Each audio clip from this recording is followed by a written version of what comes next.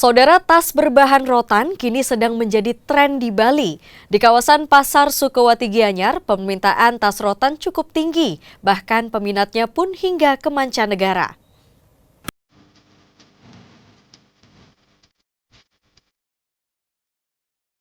Inilah tas berbahan rotan dan AT yang menjadi tren di Bali.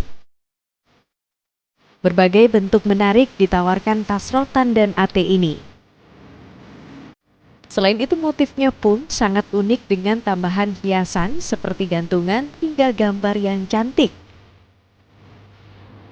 Untuk harga dipatok bervariasi tergantung dengan bahan yang digunakan. Tas yang berbahan AT dijual lebih mahal mulai dari ratusan ribu rupiah hingga jutaan rupiah. Sementara untuk yang berbahan rotan mulai Rp80.000 hingga ratusan ribu rupiah. Karena unik, permintaan tas rotan AT ini pun cukup tinggi. Pasarannya pun kini hingga ke mancanegara. Plastik yang biasanya rotan asli ada sama ya kalau di Lombok itu namanya ketak. Kalau di sini namanya penyali ate. Ya. Pak, kalau untuk sekarang ini kan yang paling banyak dicari itu model apa sih? Ya model biasa-biasa dibeli adalah rotan sama plastik, Atau juga. Ya. Pasti yang bentuk yang seperti apa biasa paling diminati? Yang bulat ada sejenis seleranya orang yang gitu. mau beli. Ya. Penjualan tas ini sudah sampai mana aja, Pak? Setahu Bapak? Oh ini Pak, udah tenar, sudah ya. nyampe kemana? Nyampe? Australia, Spanyol, Prancis. Oh, sampai keluar negeri? Ya, sampai Malaysia, Korea. Berarti istilahnya wisatawan asing pun suka ya? Iya.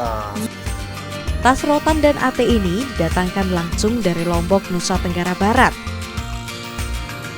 Omset penjualan tas rotan ini pun mencapai ratusan juta rupiah per bulannya.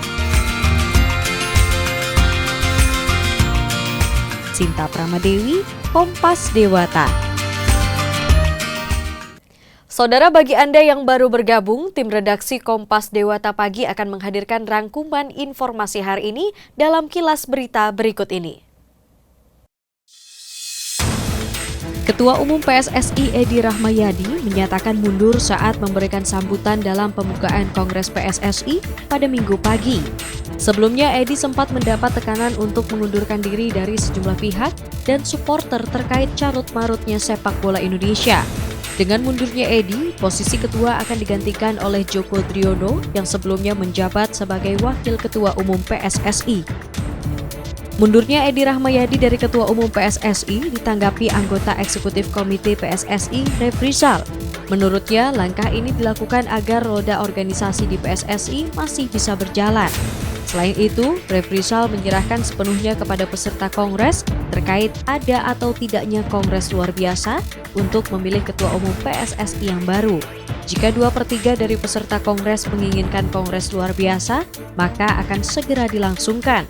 Namun jika para peserta tidak menghendaki Kongres luar biasa, maka secara otomatis Joko Driono akan menjabat sebagai Ketua Umum hingga tahun 2020 mendatang.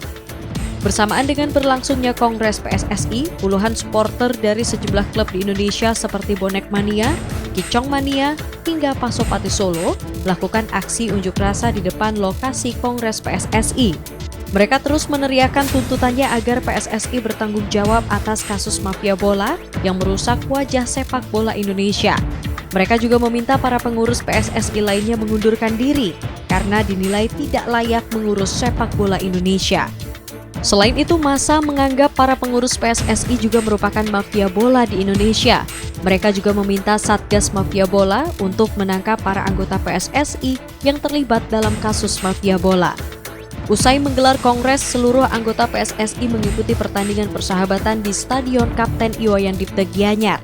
Pertandingan tersebut diikuti hampir seluruh para peserta kongres. Namun tidak terlihat mantan Ketua Umum PSSI yakni Edi Rahmayadi dalam laga tersebut. PLT Ketua Umum PSSI Joko Driono mengatakan ia akan fokus pada agenda PSSI di tahun 2019 seperti SEA Games, Piala AFF, dan sejumlah ajang internasional lainnya.